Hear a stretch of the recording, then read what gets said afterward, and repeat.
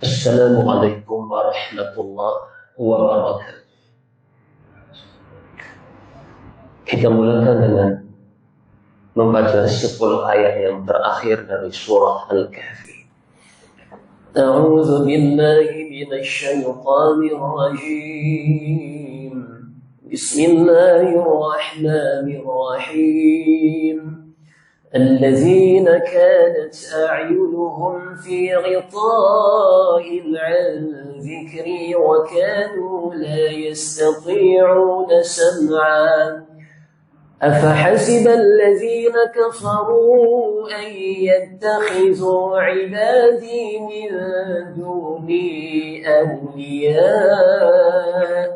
إنا أعتدنا جهنم للكافرين نزلا قل هل ننبئكم بالأخسرين أعمالا الذين ضل سعيهم في الحياة الدنيا وهم يحسبون أنهم يحسنون صنعا أولئك الذين كفروا بآيات ربهم ولقائه فحبطت أعمالهم فلا نقيم لهم يوم القيامة وزنا ذلك جزاؤهم جهنم بما كفروا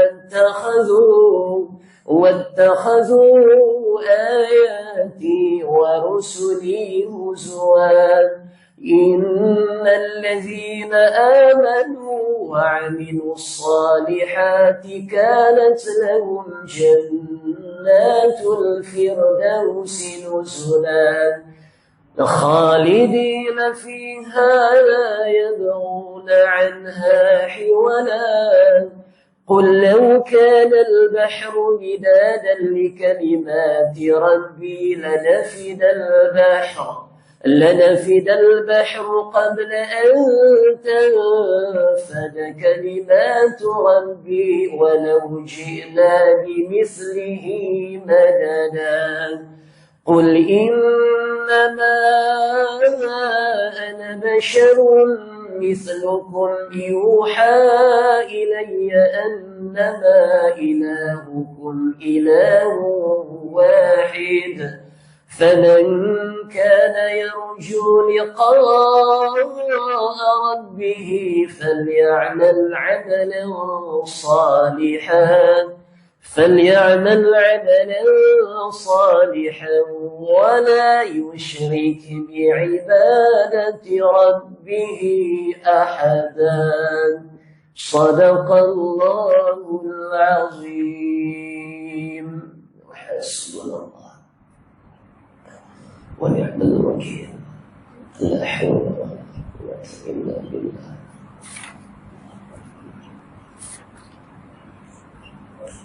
الحمد لله الذي هدانا لهذا وما كنا لنهتدي لولا أن هدانا الله نحمده ونستعينه ونستهديه ونستغفره ونعوذ بالله من شرور أنفسنا ومن سيئات أعمالنا من يهده الله فلا مضل له ومن يضلله فلا هادي له وهو في الآخرة من الخاسرين ونصلي ونسلم على حبيبنا المصطفى محمد صلى الله عليه وسلم وعلى آله وأصحابه والتابعين وتابع التابعين لهم بإحسان إلى يوم يبعثون وبعد.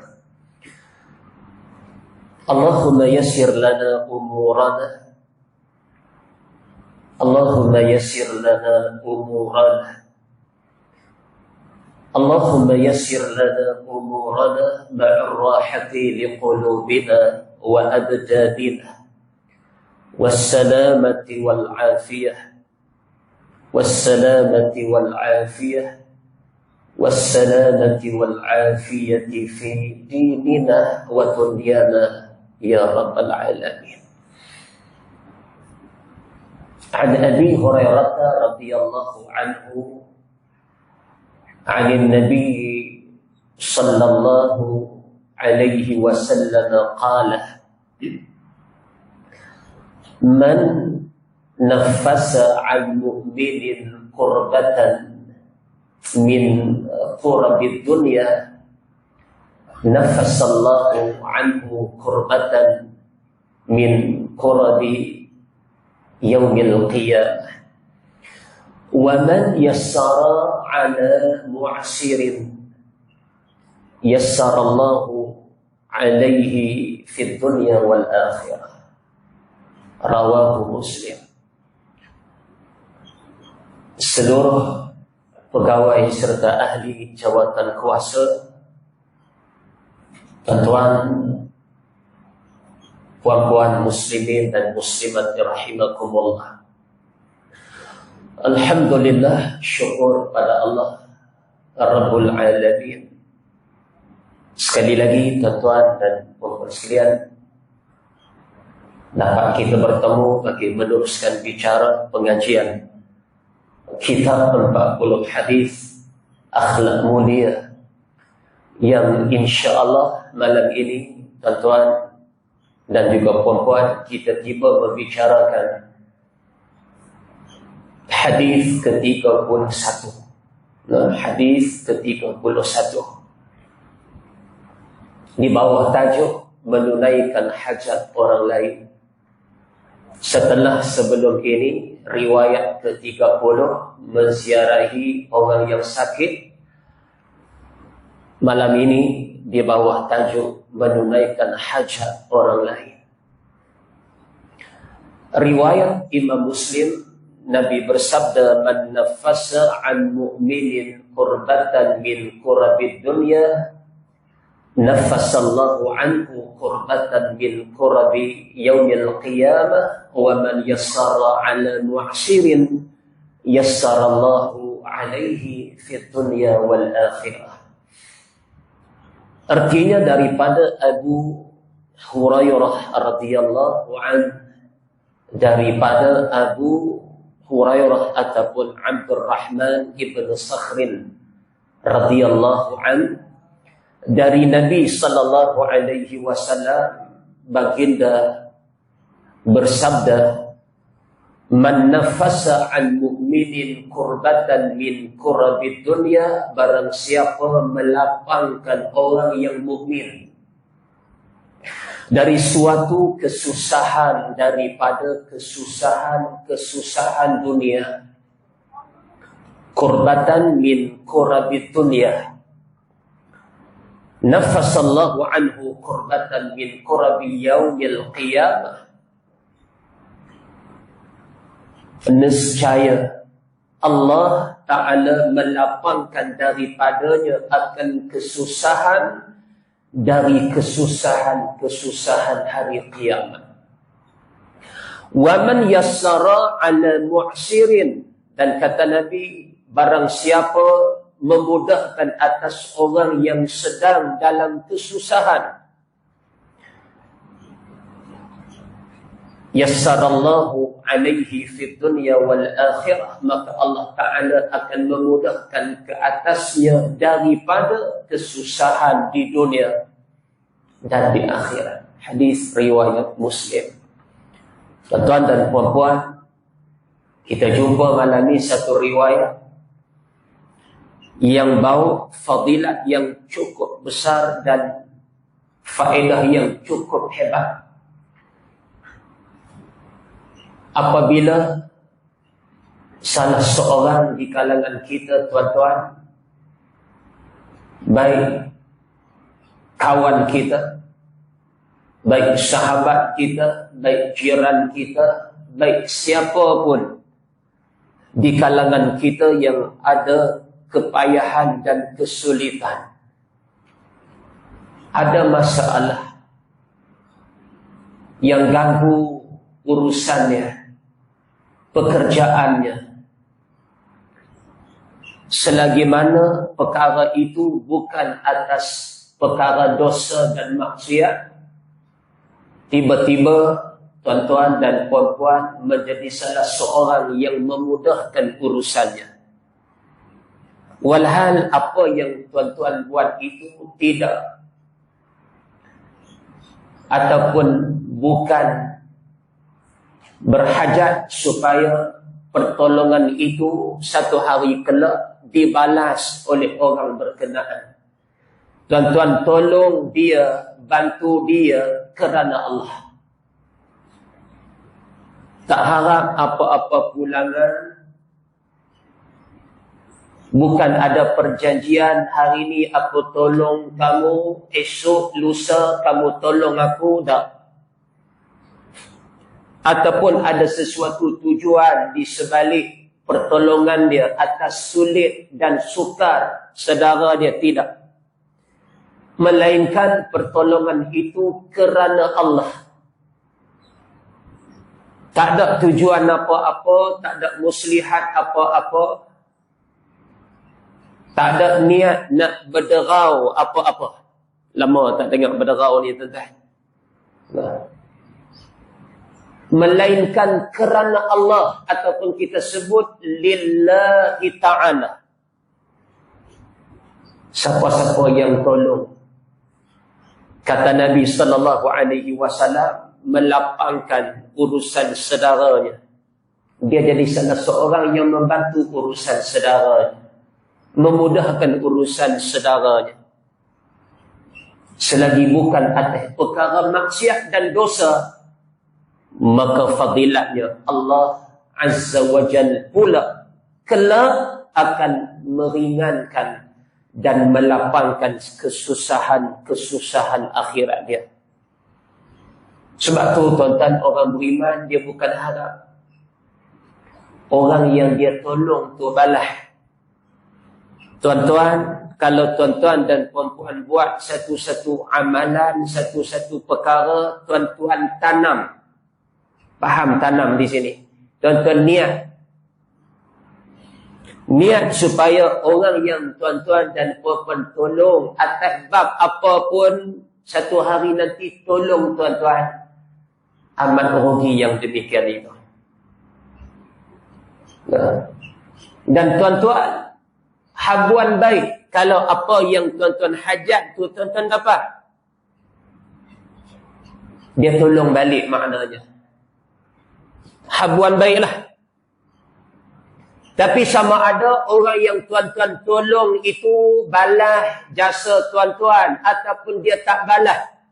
Namun sekiranya pertolongan awal daripada tuan-tuan dan puan-puan memang niat untuk dia balas balik, takat tu je apa yang tuan-tuan dapat dari Allah Azza wa Jalla. Habuan baik macam kita sebut, dia balas balik. Ada gak balasan, tuan-tuan? Paling tak terpakai, kita tolong dia, niat dia balas balik, tiba-tiba dia tak balas. Dunia tak ada apa, akhirat pun tak ada apa. Habuan baiklah dia balas balik. Peringat jasa kita. Tapi pun takat tu ya. Kalau tujuan asal kita memang untuk dia satu ketika, apa yang kita pernah buat, dia buat dari atas kebaikan kita. Sebab tu tuan-tuan, amalan yang kita buat kerana yang kita buat lain dari kerana Allah, dia tak ada balasan di akhirat. Walaupun perbuatan itu nisbah perkara yang baik. Nah, kalau kita buat kerana manusia, bukan kerana Allah. Bila seorang manusia itu minta pada Allah, mana pahala bagian, mana pahala amalan ni, mana pahala amalan ni. Apa kata malaikat Allah? Sesungguhnya amalan kamu telah dibalas oleh Allah waktu dunia lagi. Jawab dia mana? Bila Allah balas jasa baik aku, amal baik aku, dia mintalah kebaikan dari pertolongan daripada sipulan-sipulan.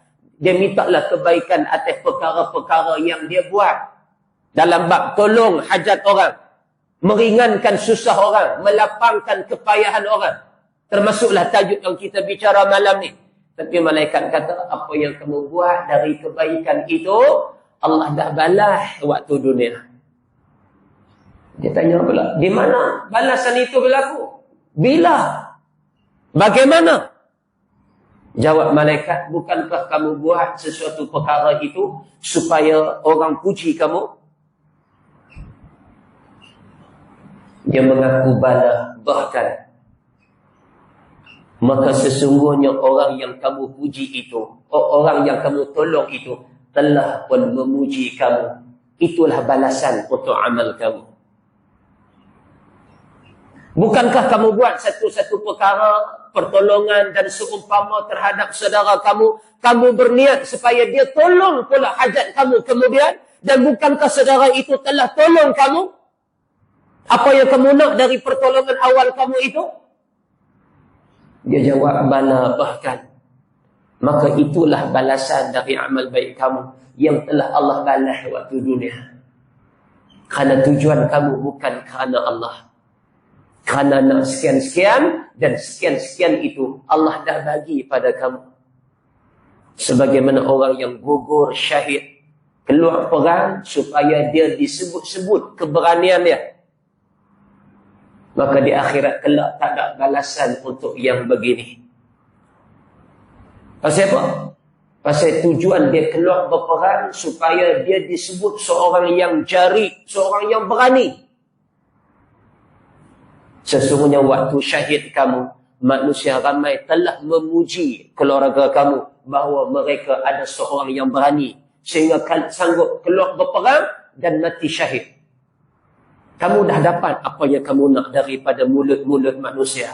Itu saja balasan atas syahid kamu. Hari ini, kata malaikat, tidak ada balasan atas syahid kamu.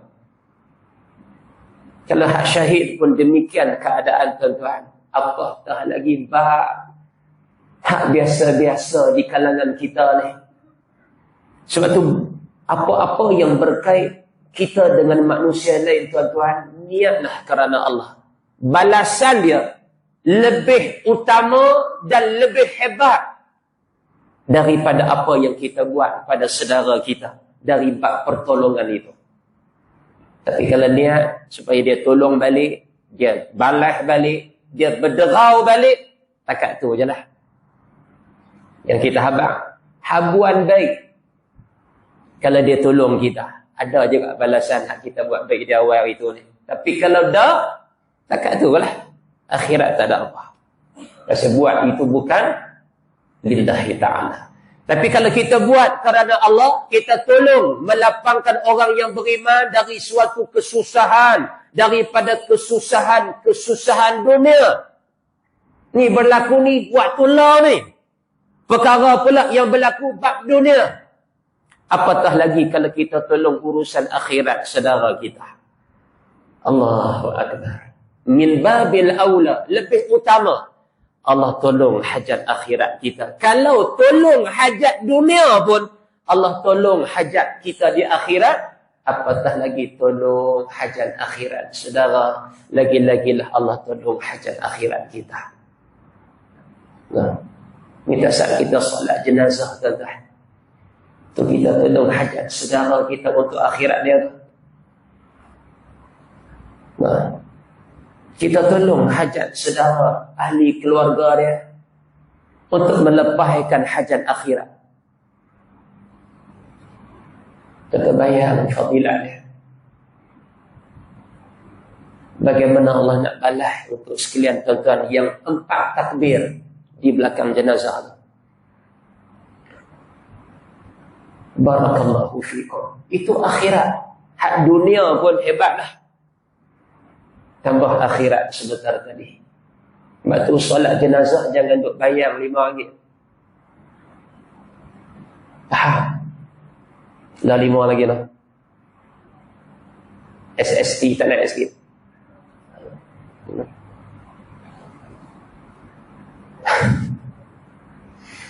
صلي على هذه الميتة الحاضرة 4 تكبيرات فرض الكفاية مأموما لله تعالى للإغلاق.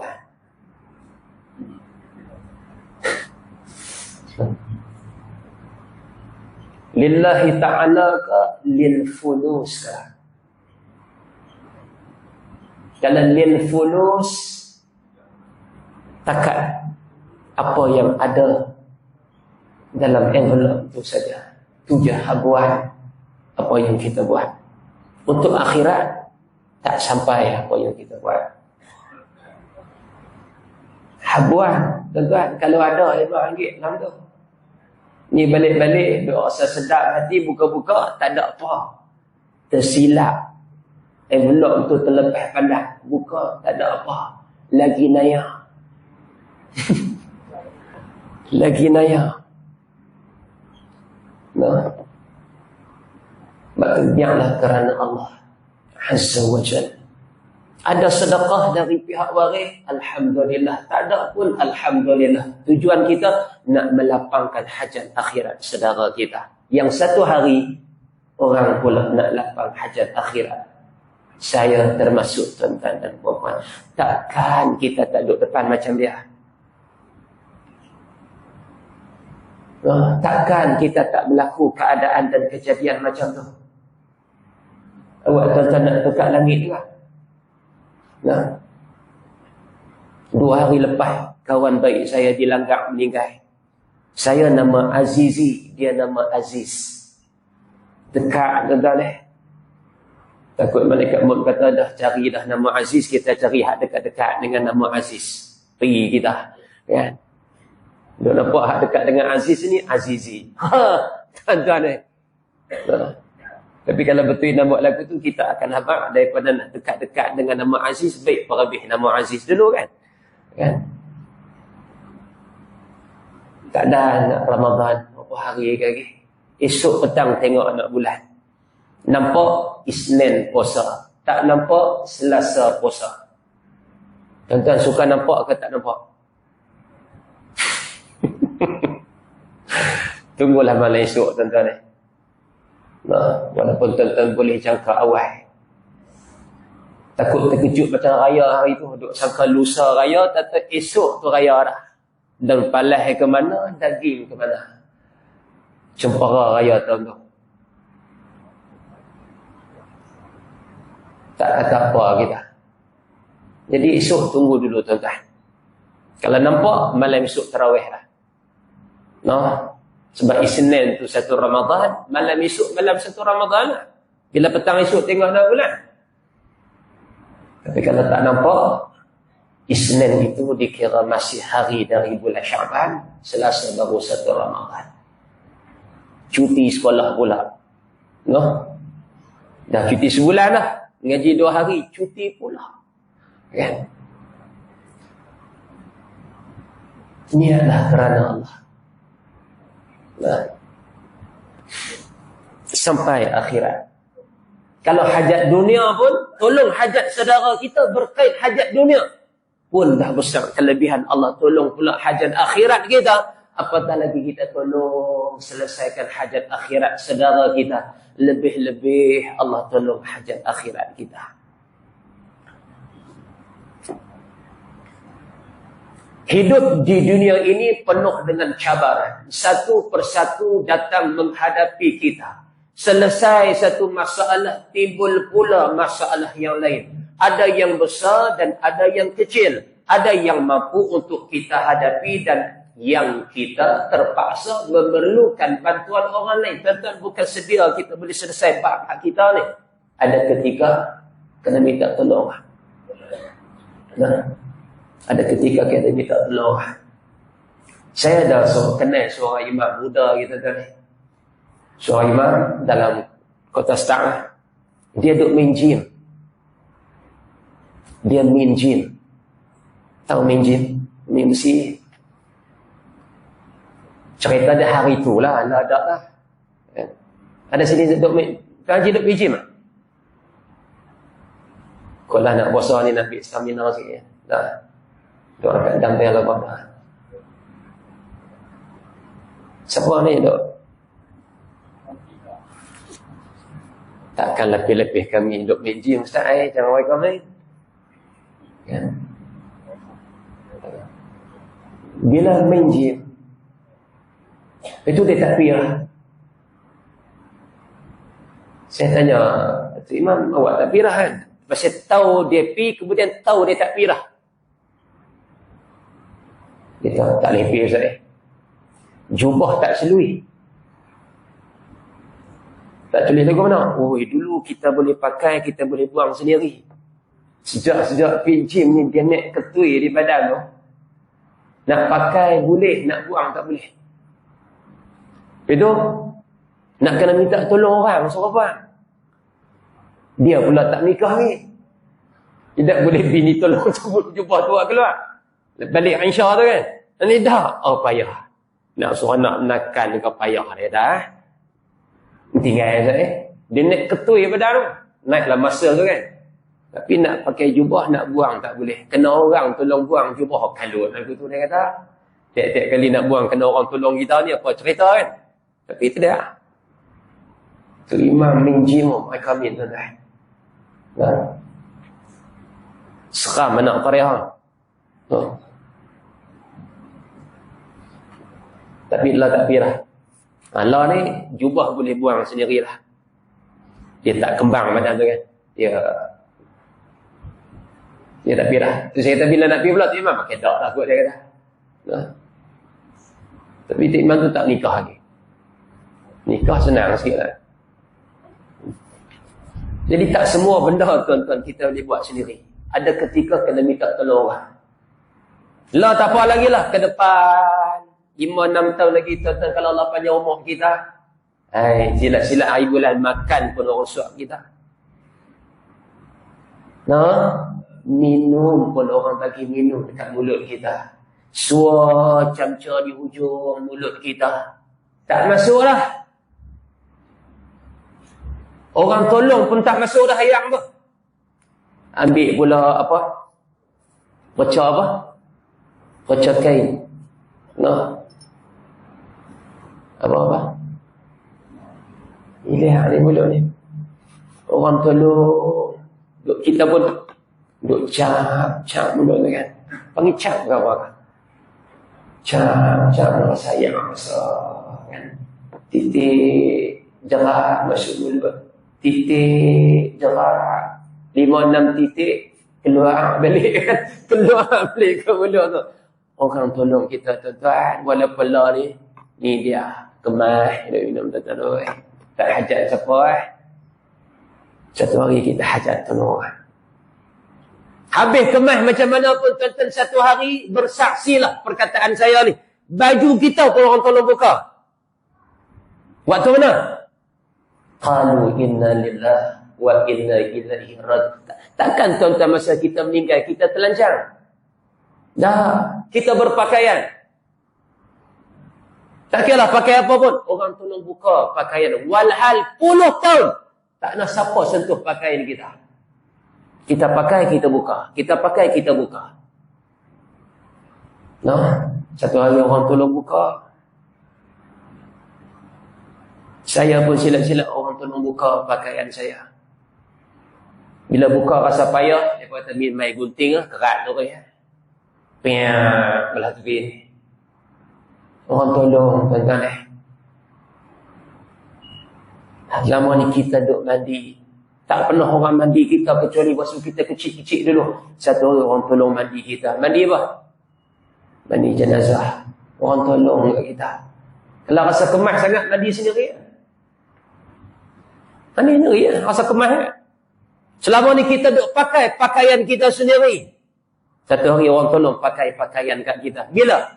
Kapan kita hak 3 lapis dengan 5 lapis tu? Selama ni kita berkenderaan sendiri main masjid. Satu hari orang bawa kita. Ada driver tolong bawa kita sampai ke masjid. Walaupun kita tak nak main sebelum ni. Allahu Akbar kabira. Selama ni kita sembahyang sendiri. Satu hari orang tolong sembahyang untuk kita. Itu pun tak nampak lagi tu. Sebab tu ke mana pun kita perlu kepada pertolongan orang satu ketika. Ada yang mampu untuk kita hadapi dan ada yang kita terpaksa memerlukan bantuan orang lain. Maka bila takdir datang menimpa kita dan masalah demi masalah masih bertampuk di hadapan kita, ketika itulah kita menjadi panik dan susah, maka kita sangat mengharapkan bantuan orang lain. Maka kata pengarang, barang siapa yang melapangkan suatu masalah yang sedang dihadapi oleh seorang Muslim, yakni saudaranya, maka Allah akan membalasnya dengan cara apa? Dengan balasan yang lebih baik daripadanya, iaitu melapangkannya, yakni orang yang menolong saudaranya itu dari masalah yang dihadapinya. Bukan dunia, no, di akhirat nanti. Sikit fadilat kata-kata tolong orang ni. Dan saya amat berkeyakinan tuan-tuan dan puan-puan yang ada dan yang hadir malam ni pernah tolong hajat saudara, pernah tolong ringankan susah saudara dan kesulitan apa-apa bab yang berlaku di kalangan kita selama ini. Bersaksi riwayat ni, insya-Allah kita akan reward kelebihan dari akhirat kelak. Allah pula akan tolong hajat kita dan kepayahan-kepayahan kita, yang mana kepayahan dan kesulitan akhirat lebih banyak daripada susah dunia yang kita hadap hari ini. Hanya dengan tolong hajat saudara, Allah pasti akan mudahkan kesusahan kita di akhirat kelak. Yang masing-masing kita nak minta Allah tolong kita. Nah, secara khusus orang yang memudahkan ke atas orang berhutang, dia bagi contoh tuan-tuan. Dia bagi contoh di hujung bab ni, kita tolong orang berhutang yang kita. Pun ada bab tolong juga. Kita bagi dah hutang kat dia. So, contoh dia kata, tiba-tiba dengan memanjangkan tempoh bayaran bagi orang yang belum mampu membayar hutangnya. Seorang hutang dengan kita janji bagian-bagian tempoh waktu, mai waktu janji tak boleh bayar. Tuan-tuan, sunat kita tangguhkan atau panjangkan tempoh bayaran itu untuk waktu lapang dia, untuk dia boleh bayar apa yang dia ambil daripada berhutang dengan kita. Pernah tak tuan-tuan orang berhutang dengan kita? Dia bayar, alhamdulillah. Pernah tak bila time nak bayar, dia tak boleh nak bayar, tuan-tuan buat lagu mana? Tuan-tuan cekik ke? Tuan-tuan simbah cat merah ke? Di rumah dia? Di kereta dia? Apa yang tuan-tuan buat? Allah sebut dalam Quran, tuan-tuan tengok dalam surah Al-Baqarah ayat yang ke-280. A'udzu billahi minasyaitonir rajim. Wa in kana dzu usratin fanaziratun ila maisarah. Bila orang yang berhutang dengan kamu itu, bila waktu sampai tempoh perjanjian bayar, dia mengalami kesulitan dan kepayahan untuk bayar, fanaziratun ila maisarah, maka bagilah tangguh tempoh hutang bayaran itu. Bagi tangguh untuk dia bayar. Ni adab dan akhlak. Jangan paksa dia. Takut bila kita paksa dia, dia terlibat dengan benda yang haram semata-mata nak bayar hutang kita. Bagi tangguh sah. Tiba-tiba bila mai tempoh dan kita nampak dia pun semakin payah dengan bab-bab yang melimpah hidup dia. Kata Allah Azza wa Jal, wa antasaddaqu khairul lakum. Dan kalau kamu sedekah apa yang dia hutang pada kamu, waktu dia susah nak bayar, kamu sedekah untuk dia. Maksud kita halalkan hutang itu. Apa kata Allah? Khairul lakum, yang demikian itu lebih baik bagi kamu. Kamu melapangkan kesusahan saudara yang berhutang dengan kamu. Pertama dengan cara kamu lanjutkan tempoh hutang dia untuk dia bayar pada kamu. Tiba-tiba dia tak mampu, kamu halalkan hutangnya itu. Yang demikian kata Allah, khairul lakum in kuntum ta'lamun, lebih baik bagi kamu yang bagi hutang itu, jika kamu mengetahui yang demikian itu. Itu tuan-tuan katakan hutang sikit, tak apalah Ustaz. Takat 2-30 ringgit tak apa. Ni 200,000, 300,000. Tak apa, itu hak tuan-tuan. Tapi kalau ada bab-bab yang tuan-tuan boleh berkendor sikit, pelepah sikit dengan cara halal, itu lebih baik masuk dalam bab meringankan kesusahan saudara yang berhutang. Sebab kita dah sebut sebelum ni, antara sedekah dengan berhutang, bagi hutang lebih besar pahala berbanding sedekah. Ditulis di pintu syurga, kata riwayat, maktuban ala babiha, dicatat di pintu syurga. Nabi tengok malam Isra' dan Mi'raj, as-sadaqatu bi'ashri amthaliha, sedekah 10 pahala. Ditulis di pintu syurga. Kemudian wal qardu bi 18, dan adapun memberi hutang 18 pahala. Besar fadilah bagi hutang berbanding sedekah. Walaupun sedekah itu juga besar fadilahnya. Tuan-tuan, sedekah ke bagi hutang ke? Sedekah dan bagi hutang pada adik-beradik yang susah lebih afdal daripada bagi hutang dan sedekah pada yang bukan adik-beradik. Kalau bagi pada yang bukan adik-beradik, dapat pahala sedekah.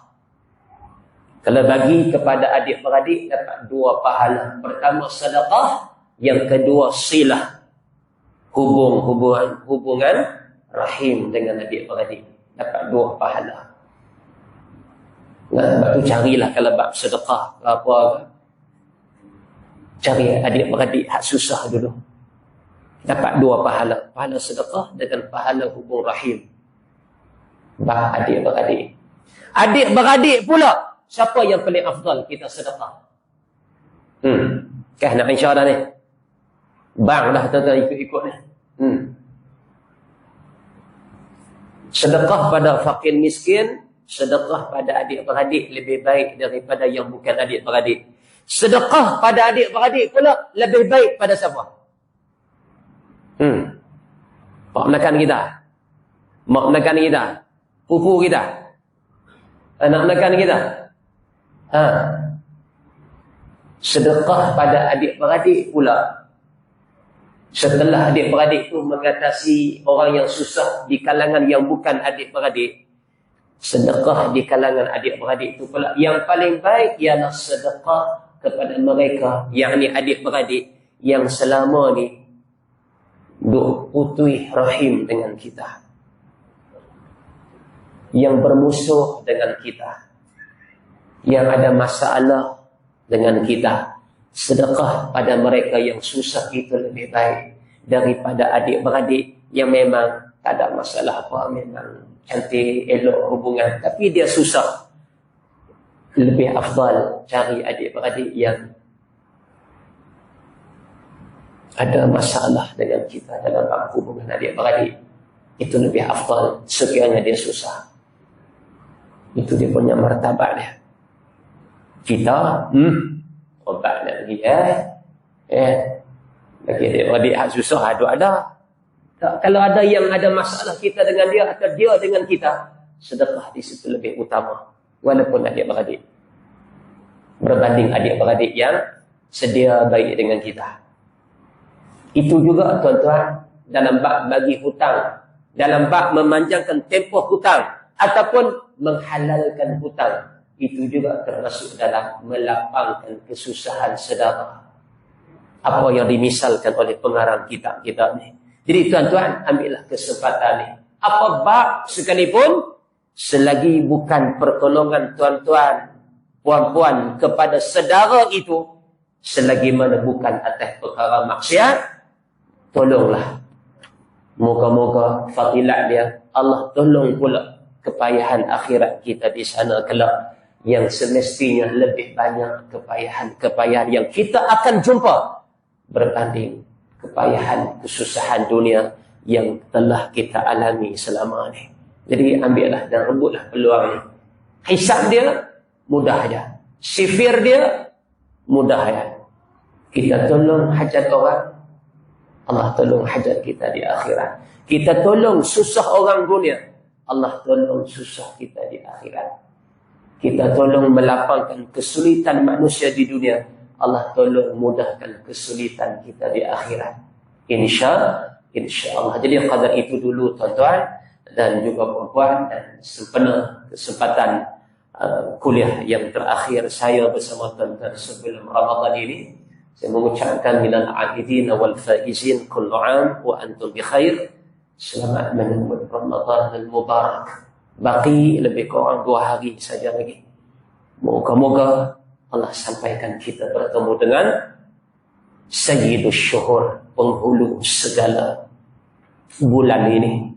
Bulan yang Allah lipat gandakan amal umat Muhammad sallallahu alaihi wasallam. Satu sunat Allah gandakan 1 pahala fardu.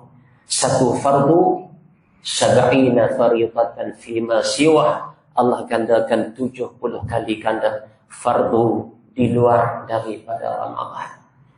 Bulan Allah lipat gandakan kelebihan khusus untuk mereka yang menanti kedatangan Ramadan.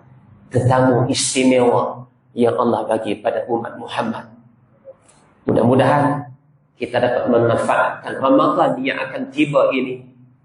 Paling terbaik dalam sejarah kita bertemu Ramadan dalam hidup kita, insyaallah. Amin ya rabbal alamin. Aqulu qawli hadza wa astaghfirullahal azim li wa lakum. Subhanakallahumma wa bihamdik asyhadu an la ilaha illa anta astaghfiruka wa atubu ilaik. Wassalamu alaikum warahmatullahi wabarakatuh.